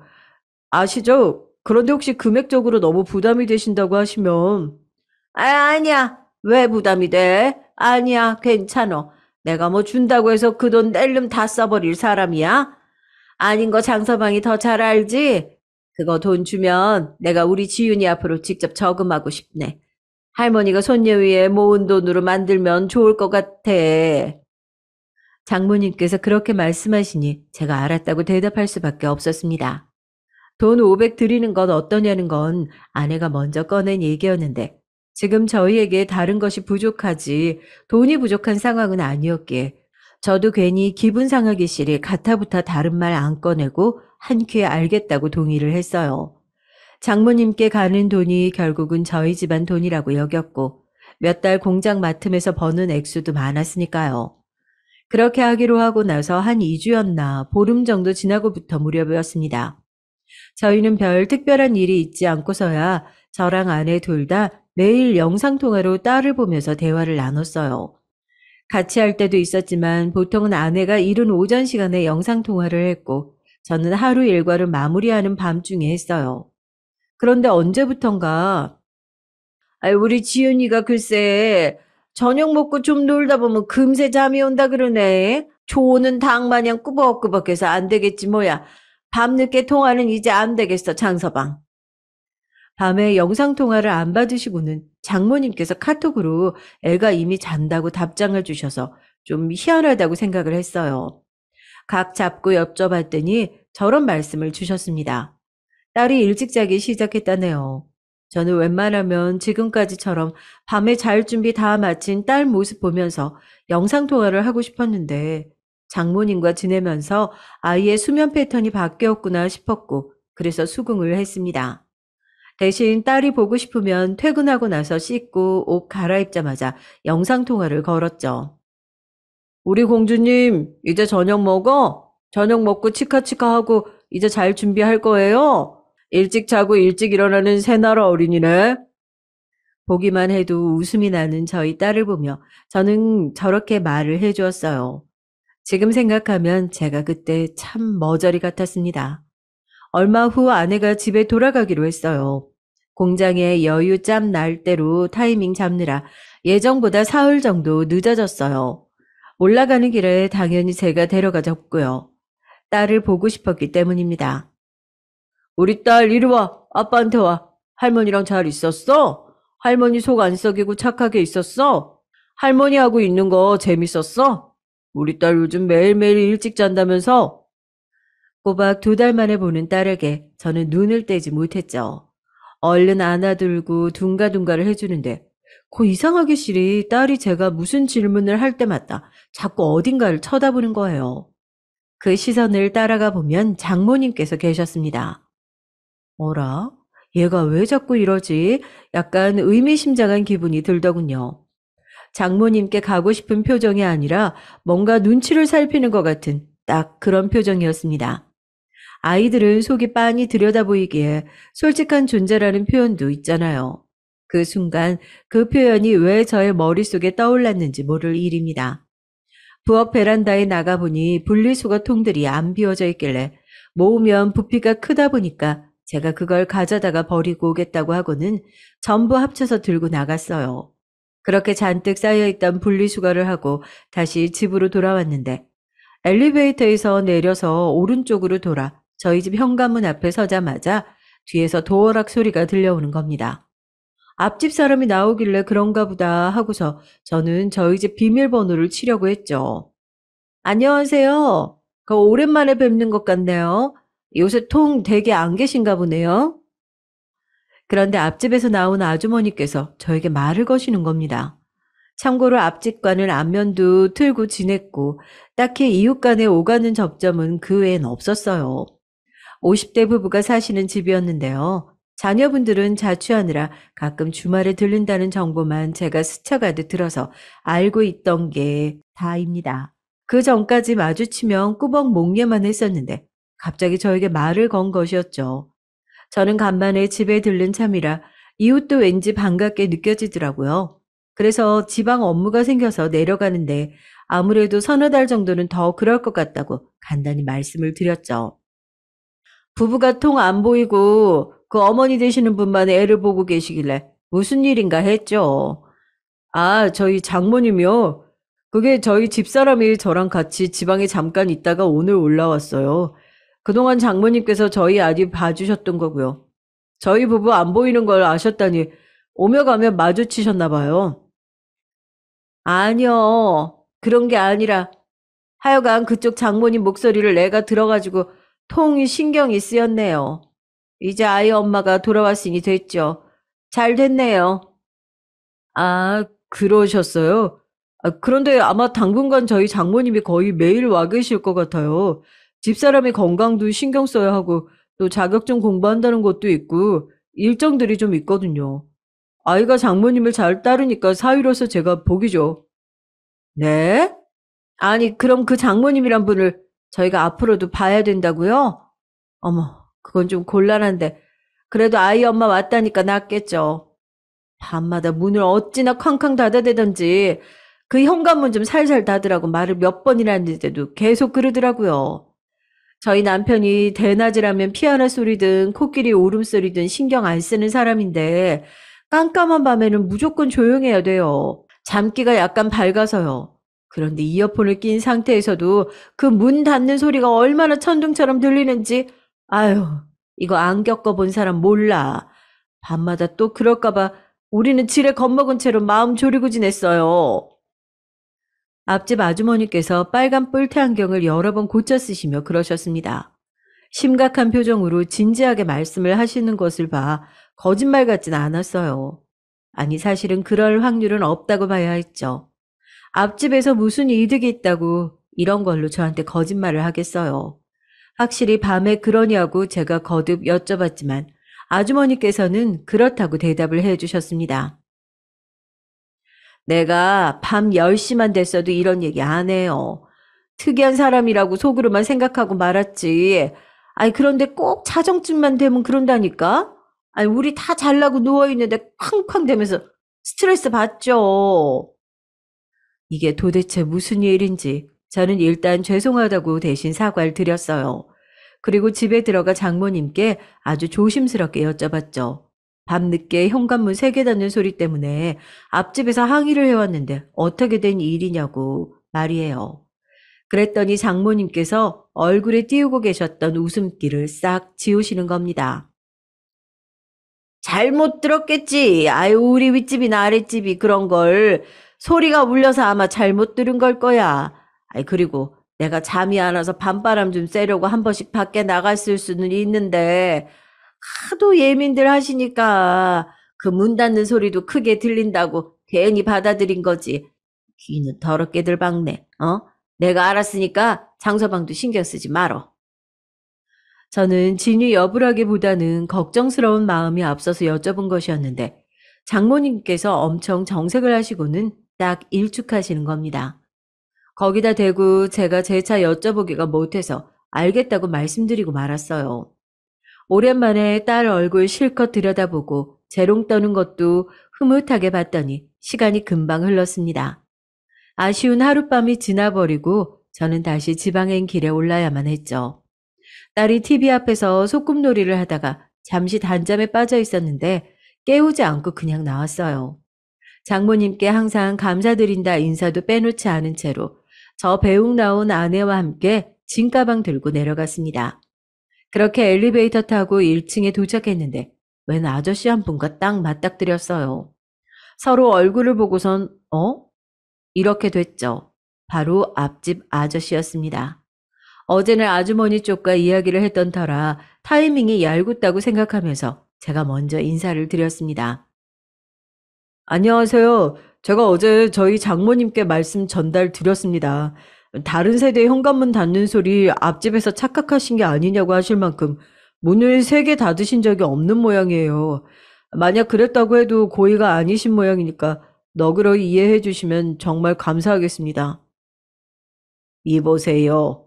술 처먹고 그랬기 때문에 지금 고의가 아니었다고 그런 말씀을 하시는 겁니까? 예? 술이라니, 저는 지금 그간 저희 집에서 어린 딸 아이 돌봐주신 저희 장모님 말씀드리고 있는 건데요. 갑자기 술 얘기는 어떻게 된 것인죠? 그쪽 장모님이라는 사람이 밤마다 술 처먹고 늦게 들어와서는 고성방가로 시끄럽게 굴었습니다. 나는요, 남이 노래 부르는 거 전혀 듣고 싶지 않은 사람입니다만 술에 취해서 아주 문짝 떨어지게끔 쾅 닿지를 않나 여간 신경 쓰였던 게 아닙니다. 아니, 대체 그게 무슨 말씀이세요? 아니, 저희 딸이 어린데 장모님께서 아이를 집에 혼자 두고 밤마다 밖에서 술 드시고 들어왔다는 뭐 그런 말씀이라도 하시는 건가요? 거참, 몰랐습니까? 못 믿겠다는 표정들 보니까 황당하군요. 우리 집 현관문 옆에 카메라 달린 거 보셨죠? 보안 때문에 우리 자식들이 달아준 건데 거기에 다 찍혔을 테니 발뺌하실 수는 없을 겁니다. 사위고 딸이고 참 아든들 하시구만. 이참에 알게 됐으니 좋지나 잘 취해주세요. 앞으로는 신경 안 쓰고 잠 편하게 자고 싶으니까. 제가 얼굴이 다 뜨거워지는 것을 느꼈습니다. 분노와 수치 같은 것들이 뒤엉켜서 제 속이 뒤집어졌어요.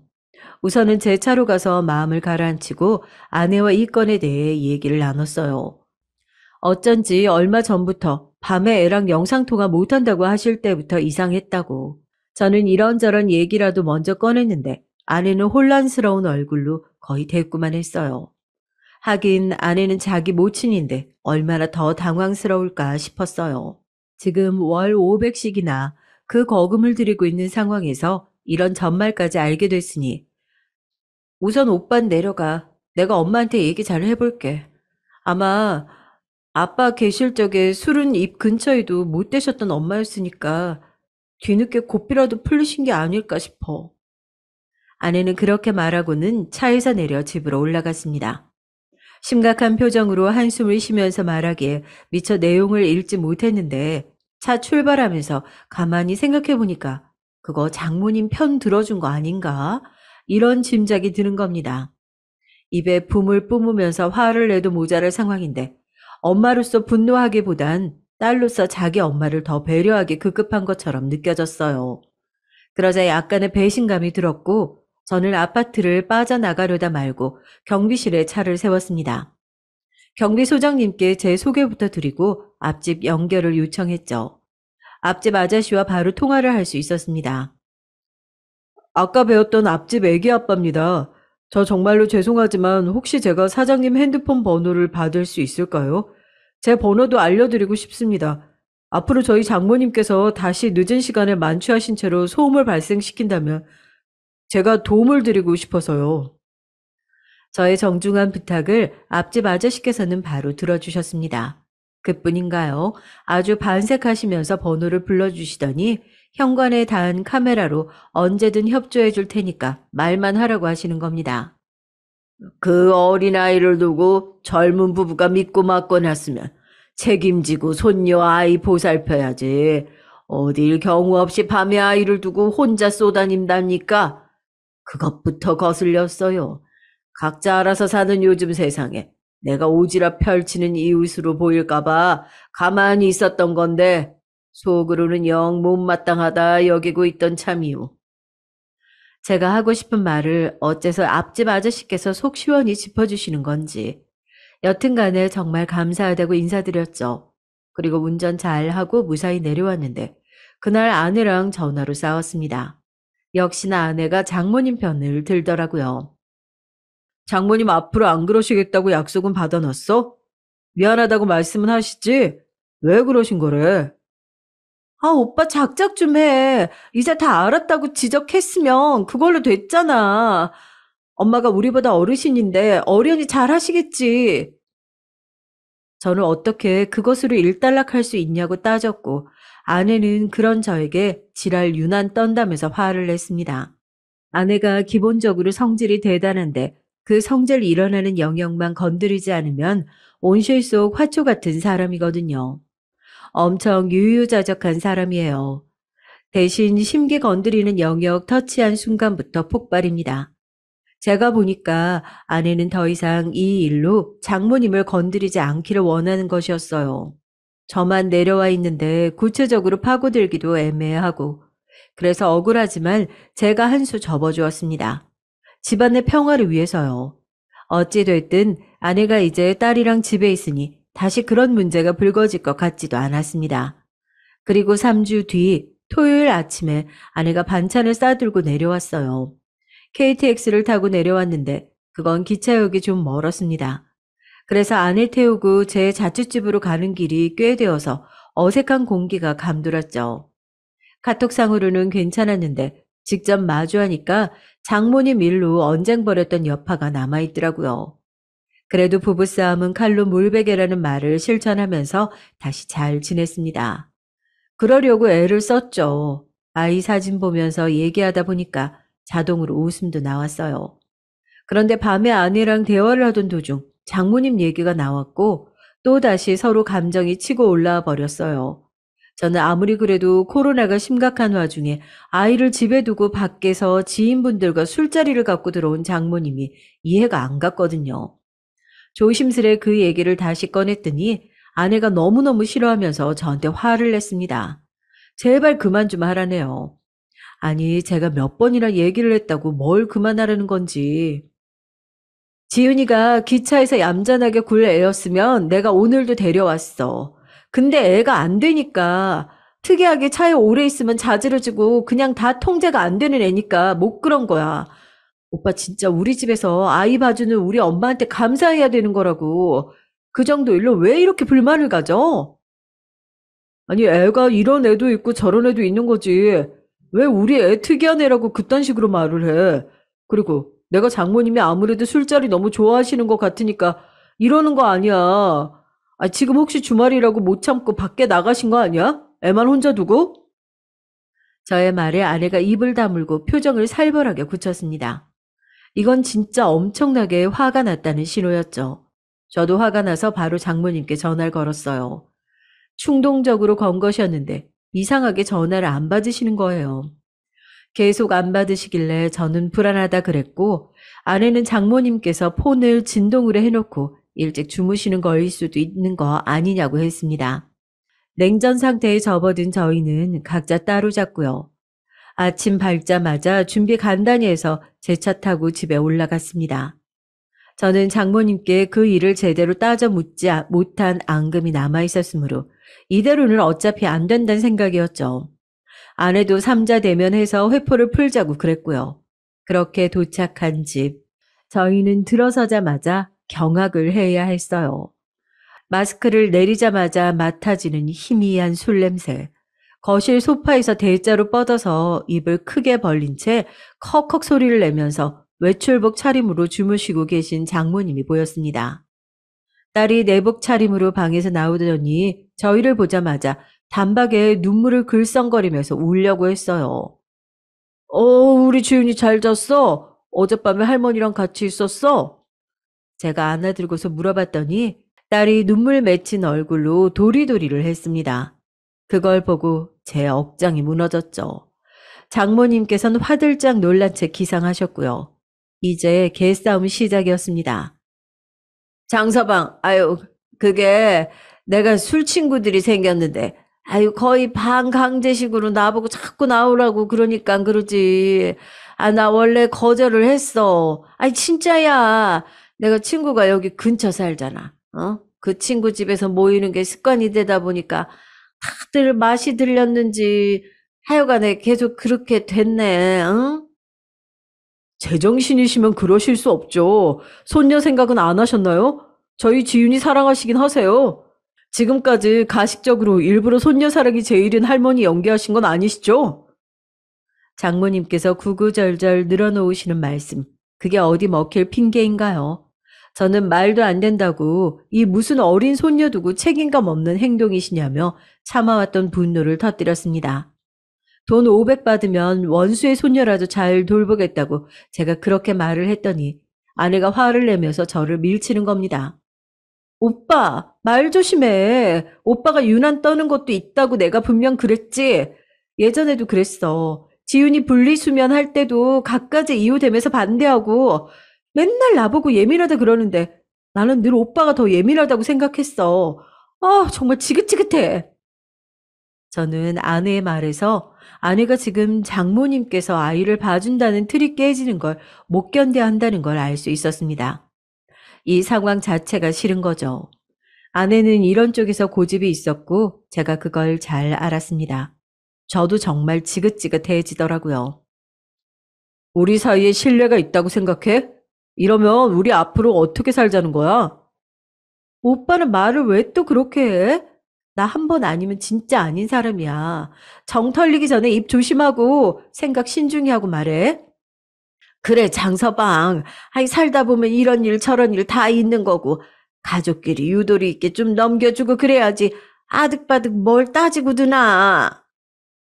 자기 기분 나쁘다고 뒤 생각 안 하고 덤벼드는 아내와 이 사태의 빌미를 제공자인 장모님께서 적반하장으로 나오는 걸 보며 저는 부하가 치밀어 올랐어요. 대화를 하면 할수록 점입가경이었습니다. 아무래도 이대로면 정말 안 될 것 같아서 일단은 머리 좀 식히고 다시 생각해보자고 제가 나름 차분하게 마무리를 지었습니다. 그리고 내려와서 어떻게든 업무에 집중하려고 할 때 아내로부터 청천벽력과도 같은 연락을 받았어요. 엄마한테 오빠가 사과할 생각 없으면 나 오빠랑 못 살아. 한 가정 안에서 부부를 안 되겠다고. 야, 너 장난하냐? 내가 왜 사과를 해? 너 어디 머리가 잘못된 거 아니야? 저희는 감정적으로 싸워댔고 끝에 끝까지 치닫게 됐습니다. 그런 일로 이렇게까지 된 걸 보면 저희는 부부의 운명이 아니었나 보더라고요. 제가 그렇게 얘기를 했어요. 그러자 아내가 이혼하자고 하더군요. 어이가 없는 웃음이 제 입에서 터져나오는데 저도 아내에 대한 실망감과 배신감이 점점 짙어지고 있었기 때문에 부부관계 유지에 대한 미련은 의외로 들지 않았습니다. 저희 집에 제가 연락을 드려서 상황 설명 후에 의견을 구하게 됐고 결국은 이혼하기로 했어요. 부부 중에 아무도 굽힐 사람이 없다면 갈라서는 게 맞다고 아버지께서 단호하게 말씀을 해 주셨고요.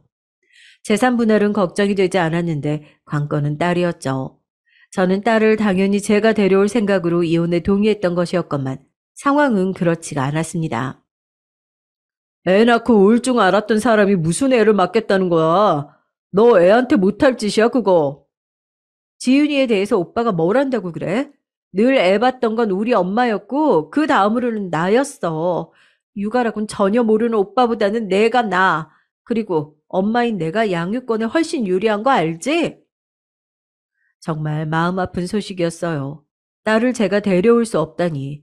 딸이기 때문에 아빠보다는 엄마랑 사는 게 나을 수도 있다면서 제 친구들은 저에게 말을 해주었고, 제 부모님도 이왕 이혼하는 거 차라리 아이까지 넘겨주고 결혼 생활 청산하라고 하셨습니다. 이혼 조정으로 가려고 했으나 아내가 장모님께서 모임 좋아하시고 뒤늦게 술맛에 빠진 걸 자기는 진작 알고 있었다고 했어요. 그런데 손녀를 돌보면서는 안 그러실 줄 알고 함구하고 있었다며 미안하다고 이 부분은 사과하고 인정했습니다. 그러면서 위자료, 재산 분할 모두 제가 원하는 방향으로 해주겠다고 했기에 합의서 정식으로 쓰고 합의 이혼을 하게 됐어요. 그렇게 저희는 길싸움을 벌인 지 넉 달 만에 이혼까지 가게 됐죠. 그리고 3달간의 숙려 기간을 거치게 됐습니다. 이게 무슨 일인가 싶으면서도 사람 관계에서 정 떨어지고 질리고 나니까 진짜 뒤를 돌아보고 싶지가 않아지더군요. 저희 딸 태어났을 때 고귀한 생명보다도 저는 아내가 먼저 눈에 들어왔던 사람이었는데 솔직히 그때는 핏덩이 신생아는 잘 보이지도 않았고 온갖 고생 끝에 드디어 출산을 한 아내의 핏줄 터진 얼굴이 더 눈물이 났었어요. 그런 아내였지만 이제는 저와 남남이 되려고 서로 사력을 다하고 있다니 정말 총극 그 자체였습니다. 속은 골마 있었지만 애써 담담한 척 지내고 있던 그때 저는 아내의 친구가 올린 SNS 게시물을 보게 됐어요. 겨울인데 하나도 안 추움. 기분 전환 가평 펜션 나들이. 파티할 거니까 코로나 꺼져. 펜션에 친구들이 놀러간 모양이었는데 사진 속에 저와 이혼 중인 아내가 있는 겁니다. 아이는 어쩌고 친구들이랑 놀러 간 것인지 또 장모님께서 혼자 보시려나 이런 생각이 들었죠. 그 순간 정말 하늘이 저를 도왔습니다. 좋은 날씨의 주말 저녁인데 아내마저 집에 없다? 머릿속에 생각 하나가 번뜩인 겁니다. 저는 신뢰를 무릅쓰고 당장 앞집 아저씨께 연락을 했어요. 늦은 시간 죄송합니다. 예, 저 애기 아빠예요. 죄송하지만 지금 댁에 계시나요? 그러면 혹시 저희 집 벨 한번 눌러봐 주시겠어요? 사람 있는지 확인이 필요해서요. 아유, 말씀 듣고 나와서 지금 누르고 있는데 아무도 없는 것 같은데요. 아, 그런가요? 아, 네, 알겠습니다. 감사합니다. 잠시만요. 안에 있나 봐.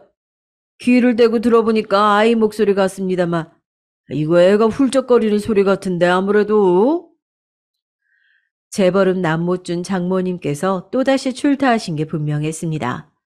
제 차 아저씨를 통해 상황을 받은 저는 결심을 굳히고 어려운 부탁을 드렸습니다.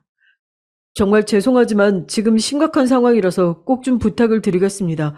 아이가 혼자 집에 방치되어 있는 상황입니다.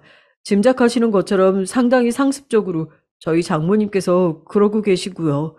제가 사정이 있어서 그런데 저희 아이 위해서 112에 신고 좀 해주실 수 있을까요?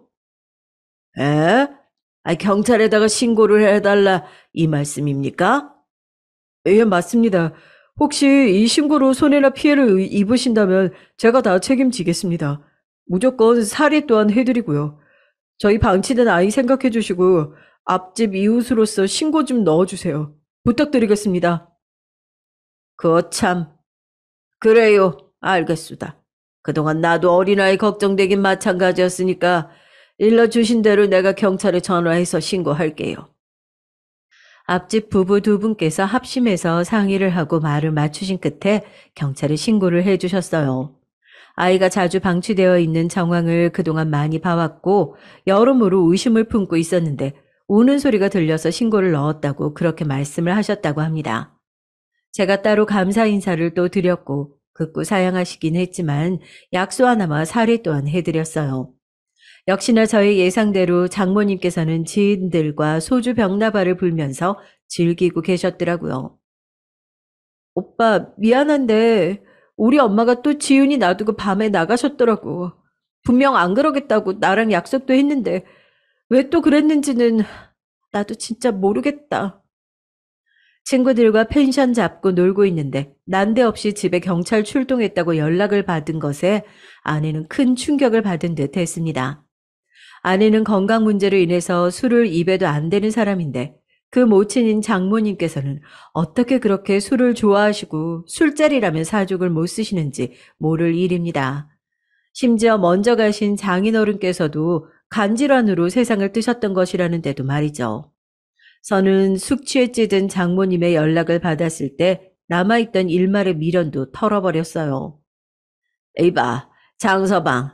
애 두고 나왔다고 경찰 왔다고 그러는데 앞집에 그 예민해서 빌어먹을 부부가 신고한 모양이야. 장서방한테도 연락할 것 같아서 내가 먼저 선수 치려고. 내가 지난날 얼마나 고생하고 산지 우리 사이는 모르지, 어? 내가 그때 한 마음 고생 풀려고 아주 조금 즐기면서 사는 건데. 이것도 못하고 살면 나보고 그냥 콱 죽으라는 거야. 지훈이 그거 어찌나 때를 쓰고 애가 지랄 맞은지 아이고 욕나와. 내가 걔 비위 맞추느라고 하루에 10년은 늙어요. 어? 그래도 장서방 돈도 보내고 내가 꾹 참아왔는데 가식 떠느라 얼마나 힘들었다고, 응? 이혼해도 양육비 꼬박 챙겨주는 거 맞지? 나 또 술판 벌이로 나왔다고 양육비 줄이면 안 된다, 응? 재산도 장서방이 챙겨가기로 했잖아. 지윤이 키울 돈은 후하게 줘. 그래야 내가 말년까지 여유롭게 살아보지. 한 번 사위는 영원한 사위. 장서방 돈 최고야, 최고. 신명나게 웃으시는데 듣고 있던 저는 차갑게 마음이 식어갔습니다. 장모님께서 말씀하시는 거 전부 핸드폰으로 통화 녹음 마쳤고요. 한순간이나마 딸을 포기하려고 했던 저 자신에게 원망이 들었어요. 절대 장모님께 딸을 맡기지 않겠노라 굳게 다짐하고 있던 저에게 아내가 다시 어물쩍 말을 흘리면서 끝끝내 자기 엄마를 변호하고 옹호하는 듯한 말을 함으로써 아예 못을 박은 셈이 됐죠. 이 모녀는 자기들끼리 서로가 안 됐다며 위로하고 아껴주면서 지내는 게 맞아 보였습니다. 그 사이에서 저와 딸은 빠져주는 게 맞는 것이었고요. 아내는 급격한 스트레스로 인해 컨디션이 너무 안 좋아서 알아 누웠다고 했습니다. 자기 몸 아프면 원래 세상 돌아가는 것도 안 보이는 법이죠. 아내는 도저히 딸을 자기 혼자 건사할 수 없는데 아이를 돌봐야 하는 사람인 장모님께서는 시한폭탄 트러블 메이커이셨으니 경찰이 아동 문제 들먹이며 집에 출동하고 연락을 해왔다는 사실에 치를 떨면서 자기의 일상에 큰 균열이 생긴 것을 용납하지 못하던 아내가 결국은 제가 원하는 결정을 내리고 말았어요. 엄마 아빠만 믿고 이 세상에 태어난 우리 지윤이가 불쌍하지도 않아? 갈라서는 건 갈라서는 건데 우리 잘 생각해서 결정하자. 오빠는 또 뭘 그렇게 감정적으로 굴어. 뱃속에서 생겨났으니까 태어난 거지. 무슨 우리를 믿고 세상에 태어나. 말도 안 되는 소리 좀 하지 마. 야, 네가 그래서 우리 딸 키우는 거 내가 반대하는 거야. 내가 지훈이 갓난아기일 때 솔직히 신경 많이 못 써줬어. 그런데 그거 왜 그랬었냐? 너 때문이었잖아. 네가 아픈 바람에 내가 너한테 온 신경 다 쓰느라 그랬어. 그리고 내가 지훈이 키우는데 참여 안 했다고? 너 병원이며 직장이며 학원이며 왔다 갔다 한 건 생각 안 해? 그러는 동안 나 묵묵하게 돈 벌었어.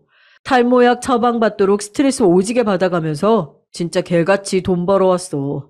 나 좋으라고 그랬겠냐? 너랑 지훈이 먹여 살리려고 그런 거 아니야. 그래서 장모님께도 돈 다 가져다 바쳐드렸지.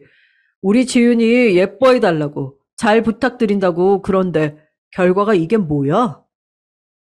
아내가 한참을 무슨 말을 하려다 말고를 반복하면서 한숨만을 내쉬었습니다. 뭔가 뜻대로 굴러가지 않을 때 머리에 과부하가 걸리면 그러는 습관이 아내에게 있었어요. 그래서 제가 쐐기를 박을 타이밍을 알아차릴 수 있었죠. 나 부족한 아빠 맞고 가정 지켜내지 못한 실패한 남편 맞아. 그래도 내가 책임감은 있다고 생각한다.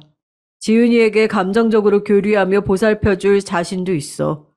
너는 네 한 몸 챙기기에도 벅찬 사람이야. 장모님도 그렇고. 그러니까 아이는 내가 키우는 걸로 하자. 네가 맡겠다는 건 네 욕심이야. 현실이 아니라. 아내는 울먹거리는 소리를 내면서도 알겠다고 했어요.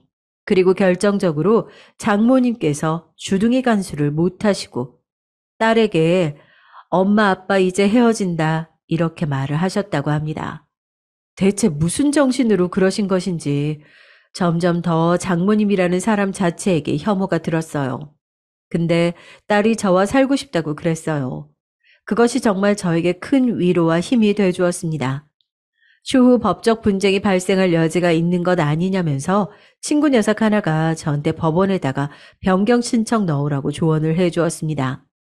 저는 딸마저 제가 키우는 것으로 하면서 제 명의로 장만했던 저희 집도 아내 쪽에 주지 않는 것으로 했어요.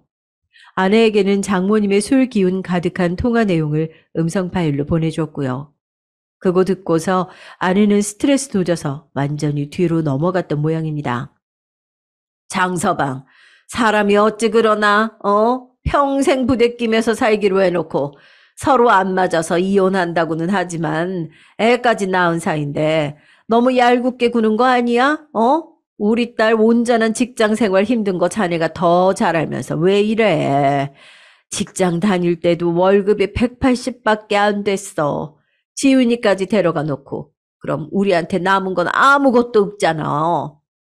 그러면 장모님께서 돈 버시면 되겠네요. 집, 차, 결혼 후 모은 재산까지 전부 제 몫입니다. 아내가 기여한 거 없어요. 뭐가 있는데요.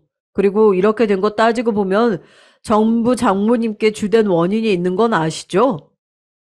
장서방, 그래, 내가 잘못했네. 내가 잘못했어. 그러니까 우리 잡을 일이 잡을 때까지만 혹시 지원해주면 안 될까? 불우이웃도 아니고 뭐 자꾸 지원을 바라세요. 앞으로는 지랄 맞아서 돌보기 힘들다고 하셨던 저의 딸 대신에 정신 쇠약한 장모님 딸 돌보시면서 잘 사세요. 밤마다 술 한 잔씩도 계속 하시고요. 말리는 사람 없으니까. 장모님께서 거품 물고 정신줄 완전히 놓으신 채 뭐라고 계속 떠드셨는데 제가 끝까지 안 듣고 전화 끊어버렸습니다. 일탈 즐기셨던 장모님, 정신 오락가락하는 대로 편히 굴었던 아내, 이제는 알아서 냉정한 사회를 살아가야죠. 나중에 알고 보니 저 믿고 대출도 받으셨던 장모님. 이혼해서 돈도 다 가져가면 자기는 빚 어떻게 갚냐고 울면서 또 그러시는데 뭐 어쩌란 말인가요? 그 모녀에게 한 푼도 지원 안 해줄 겁니다. 딸이 세상에 태어나서 맞이한 첫 울타리를 제가 지켜내지 못한 것이 되어서 죄책감이 느껴집니다. 이번에는 딸과 함께 새로운 추억들을 쌓아갈 거예요. 많이 응원해 주세요.